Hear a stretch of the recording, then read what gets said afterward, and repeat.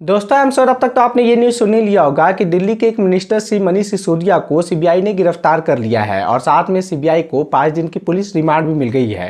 अब तक तो आपने ये चीज़ भी जान ही लिया होगा कि ये सारा मैटर जो है वो लीकर स्कैम को लेकर है। पर क्या अब तक आपने ये जानने की कोशिश की कि ये लीकर स्कैम है क्या, मनीष सिसोदिया और टू बी स्पेसिफिकली दिल्ली सरकार पर क्या क्या आरोप है? अगर नहीं तो चलिए आज इस वीडियो में जानते हैं। तो देखो, इस कहानी की शुरुआत आपका कोरोना वायरस के पीरियड से शुरू होती है, जब साल 2020 में पूरे भारत में लॉकडाउन लगाया गया था।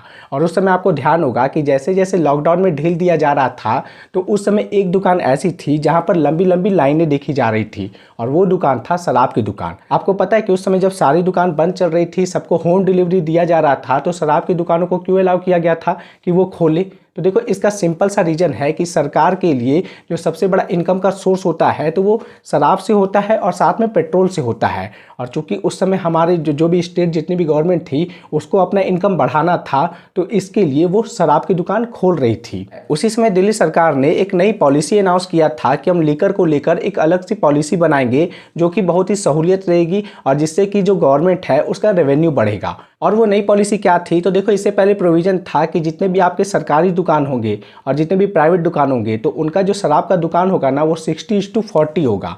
लेकिन इस नई पॉलिसी के आने से ये प्रोविजन किया गया कि जितने भी आपका लीकर का दुकान होगा ना, जितना भी लीकर का वेंडर होगा वो पूरी तरह से प्राइवेट कंपनी में चला जाएगा। अब केवल प्राइवेट वेंडर ही शराब की दुकान खोलेंगे और शराब को बेचेंगे। दूसरा प्रोविजन ये किया गया कि पूरे दिल्ली शहर को 32 जोन में डिवाइड कर दिया गया और हर एक जोन में 27 दुकानों को खोलने की इजाजत दी गई। यानी कि हर एक वार्ड में करीब 2 से 3 दुकानों को खोलने की इजाजत दी गई। सभी दुकानों को यहां तक अलाउ किया गया कि अगर आप चाहो तो रात 3 बजे तक आप दुकान को खोल सकती हो। और साथ में सबसे बड़ा चेंज जो किया गया था वो था कि अब कोई भी एमआरपी फिक्स सरकार नहीं करेगी। अगर कोई वेंडर चाहे, कोई दुकान वाला चाहे तो वो अनलिमिटेड डिस्काउंट शराब पर दे सकता है। और इन्हीं सारे नए प्रोविजन के साथ न्यू लिकर पॉलिसी को नवंबर 2021 में इंप्लीमेंट किया गया। अब कहानी टर्न होती है अप्रैल 2022 से, जब नरेश कुमार को दिल्ली का चीफ सेक्रेटरी अपॉइंट किया गया। उन्होंने पहली बार अपने तरीके से न्यू लीकर पॉलिसी में जो भी चेंजेस लाए गए थे, कैसे फॉर्मुलेट किया गया, कैसे इंप्लीमेंट किया गया, इसको एग्जामिन करना चालू कर दिया। और पहले प्राइमा फेसी में उनको नजर आया कि यार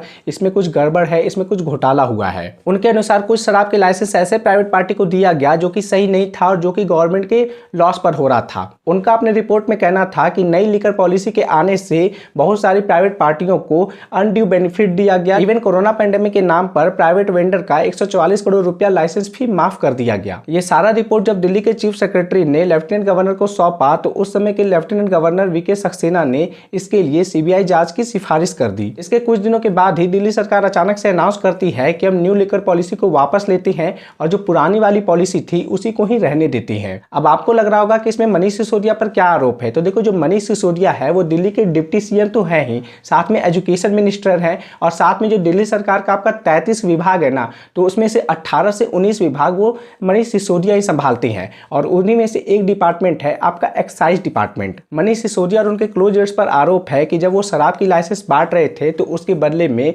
वो बहुत सारे लोगों को अनड्यू बेनिफिट दे रहे थे और बदले में ब्राइब ले रहे थे। इवन आम आदमी पार्टी पर यह भी आरोप है कि जो पंजाब और गोवा के जो इन्होंने इलेक्शन लड़े तो उसके लिए जो इनको फंड दिया गया तो वो यहीं से मिला ब्राइब के रूप में। आपने फ्रिक्वेंटली न्यूज में सुना होगा कि सीबीआई ने कई बार सिसोदिया के घर में रेड मारी है और उनके जितने भी क्लोड है वहां पर भी रेड मारी है। अभी लेटेस्ट एफआईआर में सीबीआई ने मनीष सिसोदिया के साथ 15 और लोगों को आरोपी बनाया है और इस पे इन्वेस्टिगेशन चली रही है। और आगे की कड़ी अभी आप न्यूज में सुन ही रहे हो कि मनीष सिसोदिया को सीबीआई ने गिरफ्तार कर लिया है और वो 5 दिन की रिमांड में है सीबीआई के पास। इधर आम आदमी पार्टी का कहना है कि ये जितने भी इल्जाम है ये बेबुनियाद है, कोई सबूत नहीं है, ये बेवजह ही सरकार को फंसाया जा रहा है, मनीष सिसोदिया को फंसाया जा रहा है। वहीं बीजेपी का कहना है कि नहीं, ये स्कैम हुआ है और इसका इन्वेस्टिगेशन होने दो। सच क्या है झूठ क्या है तो ये तो इन्वेस्टिगेशन के बाद पता चल ही जाएगा, पर तब तक के लिए हमें वेट करना होगा। बाकी आपको ये इन्फॉर्मेशन कैसा लगा, ये वीडियो कैसा लगा तो प्लीज कमेंट में जरूर बताना। चलिए मिलते हैं आपसे अगले वीडियो में। बहुत बहुत धन्यवाद।